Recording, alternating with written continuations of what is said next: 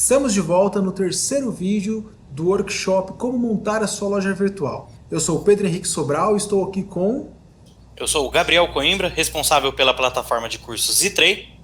E juntos nós estamos falando um pouco sobre como é esse passo a passo, quais são as principais configurações e como você consegue iniciar. E agora nós vamos falar um pouco sobre frete e formas de pagamento. Então, Gabriel, qual é a primeira pergunta que nós podemos conversar aqui? Talvez seja qual a importância do frete no e-commerce? Sem dúvida alguma, essa aí é, se não a maior, uma das mais importantes, né? Qual que é a importância de um frete para o e-commerce? Bem, seu cliente ele espera receber o produto dele lá na casa dele. Então, se você não tem frete, está respondida a pergunta, não tem vendas. Então, o frete é de extrema importância para um e-commerce. Por quê? Ele pode ser tanto um vilão quanto um diferencial. Ah, legal. E assim, Gabriel, quando você fala vilão e um diferencial positivo, né? Como que a gente consegue diferenciar, por exemplo, a pessoa ter vários preços de frete para o mesmo produto? Sim, olha, Pedro, o ideal para qualquer loja virtual é ter pelo menos umas 3, 4 opções de frete, né? De formas de envio. Por quê? Por exemplo, hoje uma loja virtual está apenas utilizando os correios. Então ela fica ali dependente dos valores que o próprio correio vai calcular. Então ela vai ter sempre um único valor. Qual vai ser a diferença? Entre PAC e SEDEX, né? Sabemos que o PAC é um pouco mais rápido, porém um pouco mais caro. E o SEDEX é ao contrário. Entretanto, se o lojista ele vem a utilizar mais uma, duas transportadoras, né? Ou alguma outra forma, por exemplo, um gateway que faz a integração de várias transportadoras, ele consegue disponibilizar para o cliente final dele mais opções que vão diferenciar no quê? No prazo de entrega e também no preço. Então ele consegue provavelmente, né? Provavelmente não, ele consegue sem dúvidas oferecer várias opções e uma delas vai agradar melhor o cliente dele. Ah, legal. E quando a gente fala que ter transportadoras, mais opções de transportadoras, acaba ajudando a diminuir o valor do frete ou aumentando, por que que isso ocorre, Gabriel? Por que que tem essa diferença? Você sabe dizer? Olha, podem ser diversos fatores, né? Desde o contrato que este lojista venha a ter com uma transportadora, isso pode variar pelo quê? Às vezes quantidade de entrega, né? Ah, olha, eu vim fazer um contrato aqui com a transportadora X, eu entrego 1.000 produtos por mês. Poxa, isso é um fator que você pode barganhar com essa transportadora para tentar ganhar um contrato melhor. Entretanto, Pedro, por que diferencia os valores? Cada transportadora tem o seu método de cálculo. Algumas delas baseiam-se, por exemplo, peso e distância, né, quilometragem da origem até o destino. Algumas vão se basear por apenas quilometragem ou por tamanho do produto. Então, tudo isso faz a diferença na hora de calcular o frete, né? Isso é claro, se ele tiver algumas transportadoras, algumas formas de envio cadastradas na loja dele. Ah, legal. E assim, Gabriel, a gente pensando no lojista que está inaugurando a loja agora, ainda não negociou com transportadoras, ainda não teve nenhum contrato efetivado com alguém, tem alguma opção que ele consiga já pôr a loja no ar de imediato e sem precisar de muita burocracia, sem precisar dessas questões de contratuais? Olha, hoje aqui na Tray, né, falando da plataforma Tray, já vem por padrão, quando é aberta uma loja virtual, já vem integrado os correios e já vem liberada a opção para este lojista também utilizar o frete fácil, que é o quê? É um contrato, né, da própria Tray com os correios que o lojista pode utilizar e ele ganha descontos sobre o valor padrão dos correios de até 35%. Então, supondo que o frete calculado na loja virtual seja de R$ 100 pelo próprio correio, né, pelos correios, este valor pode cair até R$ 65, para até R$ 65. Entendi, legal. E aí o lojista pode tanto absorver esse valor como diferencial ou passar para o cliente. É possível isso? Como que geralmente os lojistas acabam usando estrategicamente? Olha, Pedro, via de regra, sim, respondendo a primeira pergunta, é possível. o lojista ele pode tanto ficar com essa diferença como um lucro a mais para ele, como ele pode oferecer o valor do frete com esse desconto, né, e repassar para o cliente final. O que nós mais vemos, e na minha opinião faz mais sentido, é oferecer esse desconto para o cliente. E aí o lojista pode pensar, poxa, mas aí eu vou estar deixando de ganhar em cima do frete. Mas se a gente for pensar bem, é melhor vender mais, e aí você tem mais lucro sobre a venda dos produtos, né, do que vender menos e ficar com uma porcentagem pequena ali, ou um valor em cima do frete. Então, E é até interessante, né, Gabriel, você falando, porque quando a gente vende mais, tá rolando também a parte do reconhecimento da loja, né? Tá acontecendo, da pessoa volta a consumir, volta a indicar o preço como um diferencial, né? Ele acaba sendo atrativo. Acho que hoje tem inúmeras ferramentas que comparam preços, né? As pessoas pesquisam muito antes de comprar algo, até mesmo antes de comprar algo no físico, eles vão numa loja de e-commerce. Eu, principalmente, sempre quando eu vou comprar, eu faço isso, né? Eu vou no e-commerce, procuro, vejo o preço com frete, e a partir daí eu vejo se vale a pena eu comprar na loja aqui da minha cidade, ou se eu vou partir para o e-commerce e aí esperar alguns dias para receber, né? E então, ter isso num diferencial de preço pode ser uma ajuda muito valiosa na hora de realizar as vendas, né? E, Gabriel, então a gente falou dessas opções de frete, transportadoras e tudo mais, e assim, vamos supor no caso, né, como a gente tem visto também bastante negócios locais, né, empresas, lojas físicas aí do varejo, se digitalizando e indo para o e-commerce, né? Nesse caso, para a pessoa que já tem uma audiência fixa na cidade dela, então na cidade dela ela já é reconhecida, já tem ali credibilidade, ela tem alguma forma de trabalhar diferenciado para aquela cidade que ela atua?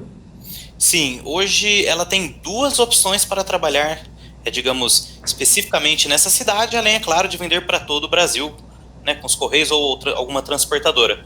Mas ali, especificamente naquela cidade que ela está situada, ela consegue trabalhar, por exemplo, com uma tabela, aqui dentro da Tray, que nós utilizamos o nome de tabela por faixa de CEP.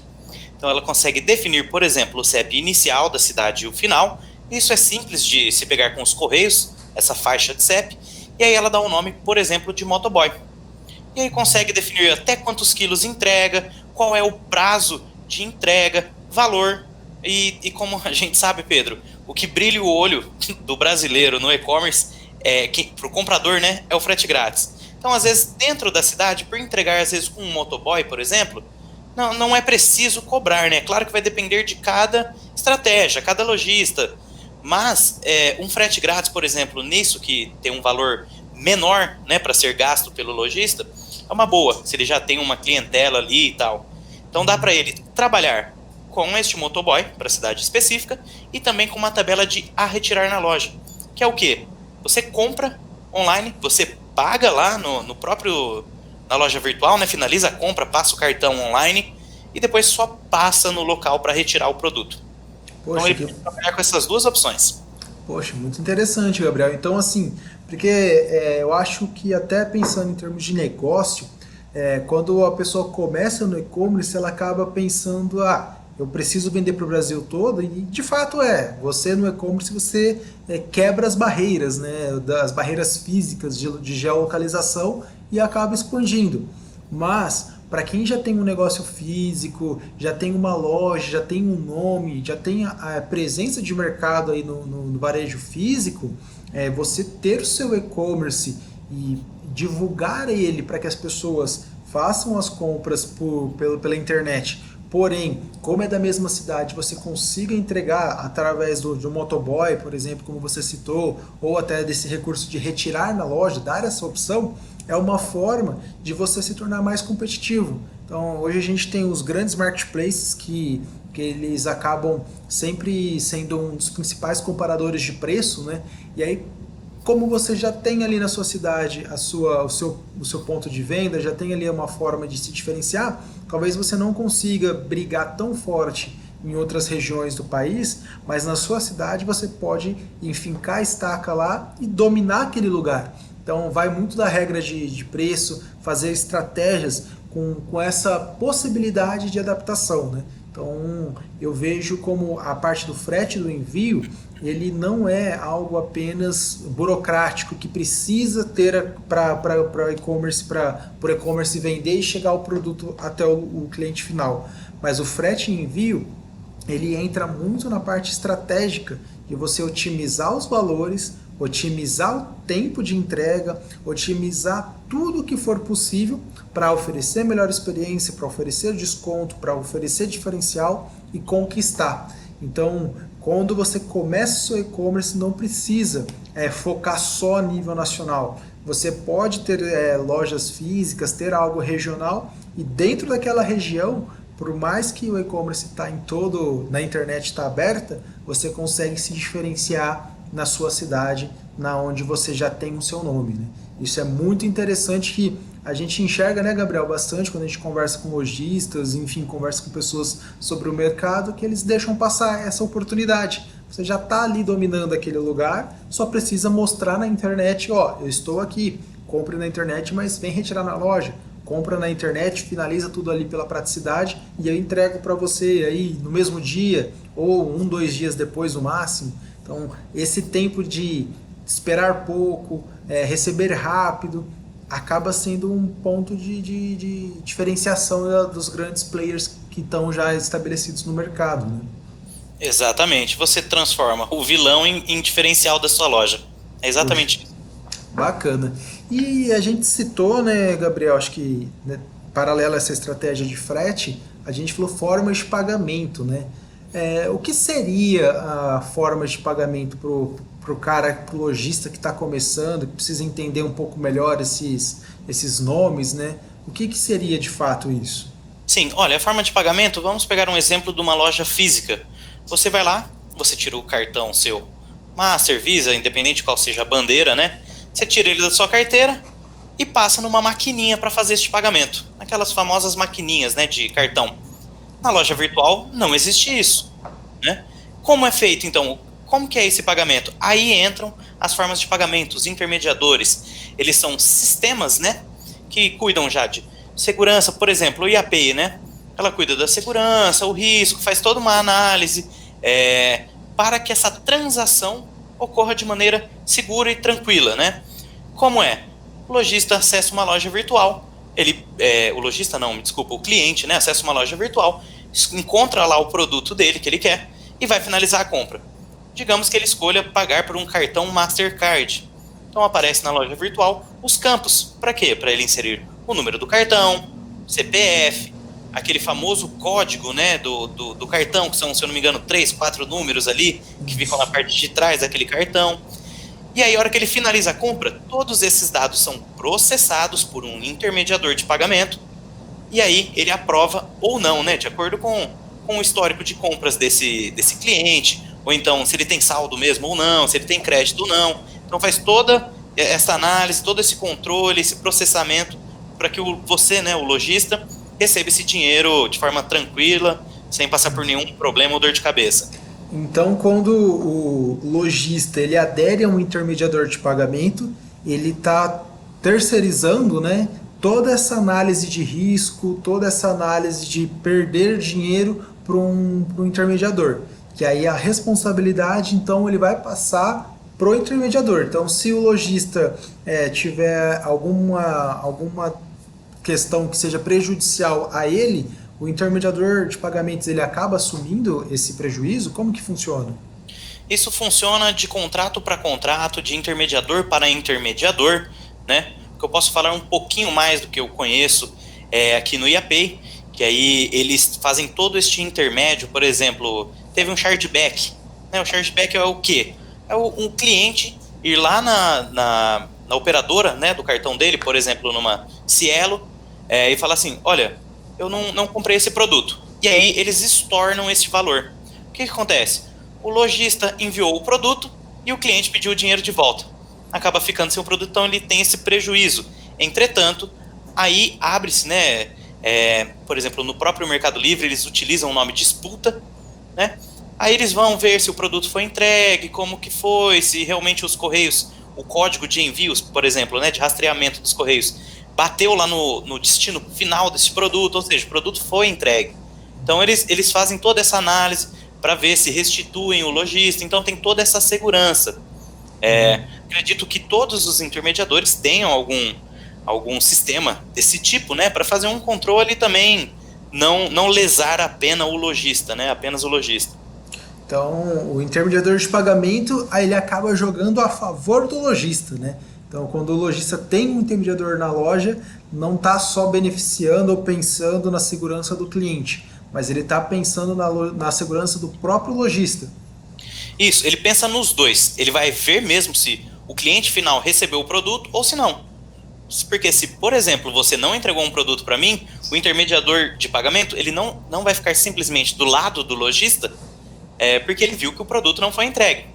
Ele vai de fato analisar, ele vai ser como se fosse um juiz, ele vai ver todas as provas ali, e aí ele vai ficar do lado de quem de fato está correto, né? Legal, muito interessante. Então, a loja virtual, para ela funcionar, ela vai precisar ter pelo menos um intermediador. Ele pode ter mais, deve ser só um mesmo? Quantos intermediadores é o ideal? Você tem alguma boa prática para nos orientar, Gabriel? Olha, primeiro sim, é obrigatório ele ter algum intermediador de pagamento. Ele tem que ter uma forma de pagamento, senão não vende, né?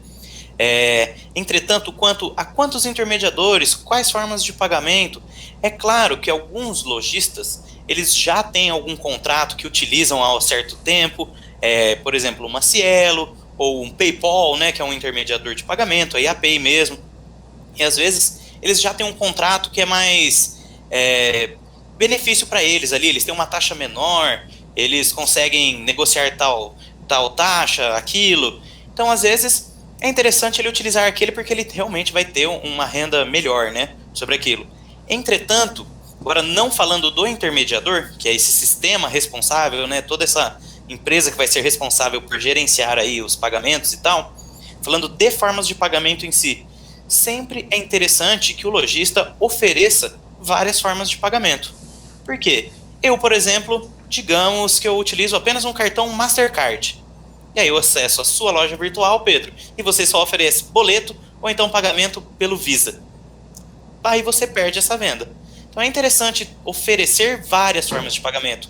O boleto, os cartões, né, transferência, pode ser também depósito, para que o cliente ele sinta-se com todas as opções ali disponível para ver o que ele vai achar melhor.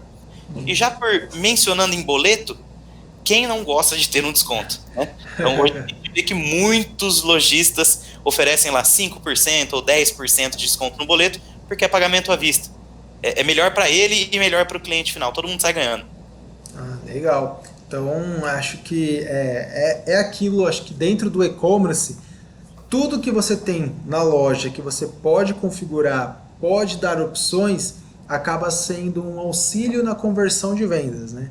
Então, a gente já falou de ter um domínio, ter informações de políticas de troca, devolução, política de frete, ter o cadastro do CEP certinho. Falamos sobre, nas outras aulas também, sobre a parte de frete, envios, agora falando também de formas de pagamento. Então, todas essas coisas que a gente falou até agora, elas têm um impacto nas vendas no final das contas, né? Então não é só o produto pelo produto na internet, não é só ter disponibilizado ali algo, ter uma vitrine, vamos lá e o cliente vai chegar e consumir aquilo, comprar aquilo, né? Então todas essas minúcias da configuração de uma loja virtual, elas estão o tempo todo cutucando ali o seu faturamento, cutucando ali a sua forma de ter lucros na internet. Então, todas essas configurações, por mais que nós estamos falando, para algumas pessoas possa parecer básico, para outras possa parecer bem mais profunda do que eles imaginavam, mas no passo a passo, configurando, preparando a loja, você já vai estar otimizando para suas vendas, né, Gabriel? Exatamente. Sempre que nem você disse, né?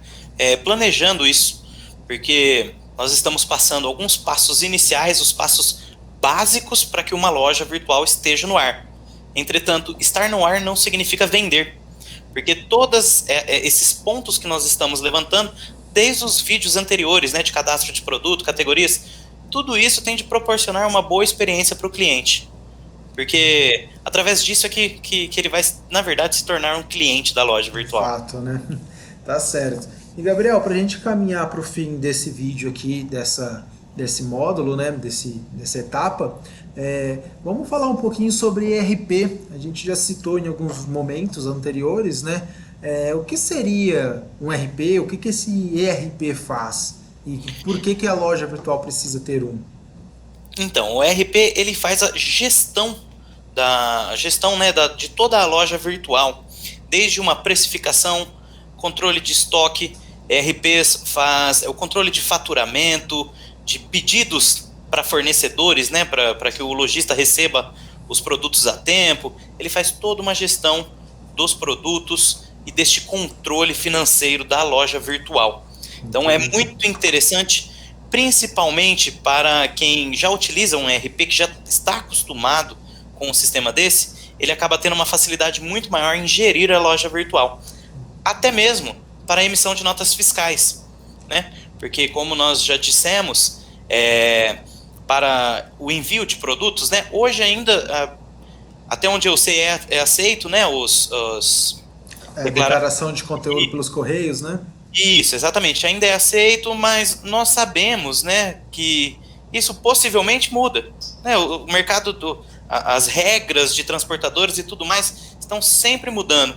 Então pode ser que venha aí ser necessário sempre uma nota fiscal para envio.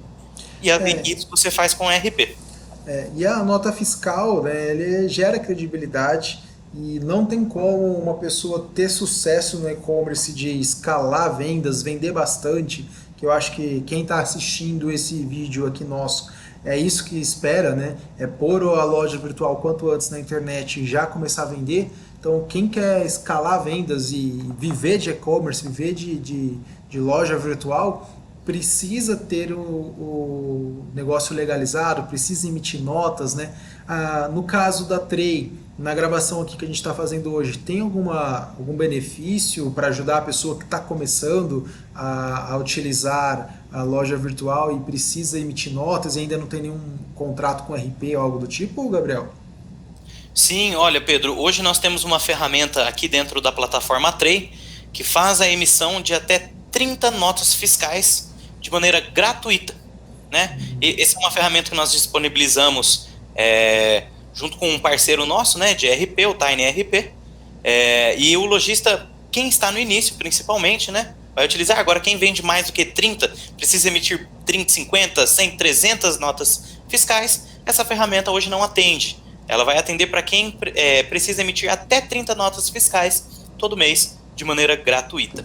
Então, e aí, no caso do lojista que já conseguir passar essas 30 notas, que ele tem opções, como que seria o que ele pode fazer para resolver essa questão? Aí é preciso fazer a contratação de um plano pago, né? Que aí, dependendo de, claro, diversos parceiros, diversos ERPs que fazem esse serviço, vai ser preços diferentes, quantidades de emissão de notas fiscais diferentes, mas aí é preciso contratar um plano pago de um ERP. Quando você fala plano pago, é com o próprio RP, né? Não entra no mérito da plataforma. É algo que é à parte. Isso. Hoje a Tray, ela não tem este serviço, né? Ela não comercializa este serviço. Ela tem apenas esta ferramenta que disponibiliza a geração de até 30 notas fiscais por mês através deste parceiro, né? Entretanto, se o lojista vier a precisar, esperamos que sim, né? Vender mais de 5 pedidos. Aí é preciso contratar com algum parceiro, né? Algum ERP, mas não com a Tray, porque hoje nós não temos este serviço. Não, legal. E é até interessante que aí entra também a mesma questão, pesquisar quais RPs vão ser benéficos para o negócio. Então, se você nunca usou nenhum RP na sua vida ou nunca teve loja física para conhecer esses sistemas, você pode entrar em negociação com vários e analisar qual que vai ter o melhor custo-benefício. Eu acho que até na Tray tem uma lista, tem um ecossistema completo, né, com muitos RPs, muitas integrações, Então acho que dá para complementar a sua loja virtual conforme a sua necessidade. Então acho que esse é um grande benefício, né? Você não precisa chegar já tendo custo, tendo que investir, não. Tem o produto, faça as configurações, faça as otimizações e o essencial para a sua loja estar no ar rodando, a gente já consegue jogar esse jogo, né, Gabriel? Exatamente. Você tem esse período aí até ultrapassar as 30 notas fiscais por mês, né? Tem esse período para você ir pesquisando e vendo, que nem o Pedro disse mesmo, lá no site da Trade tem uma lista de parceiros certificados, tem diversos sistemas de ERP parceiros, que aí você pode entrar em contato, ver lá o plano que melhor atende a sua loja virtual e aí é só bola para frente. Legal, Gabriel. Então, pessoal, a gente fica por aqui nessa aula, tá? E daqui a pouco a gente já volta no próximo vídeo falando um pouco sobre o layout da loja, como deixar a sua loja virtual estilizada, com sua cara, com as suas características que você gosta. Então, até o próximo vídeo. Até lá, pessoal. Valeu!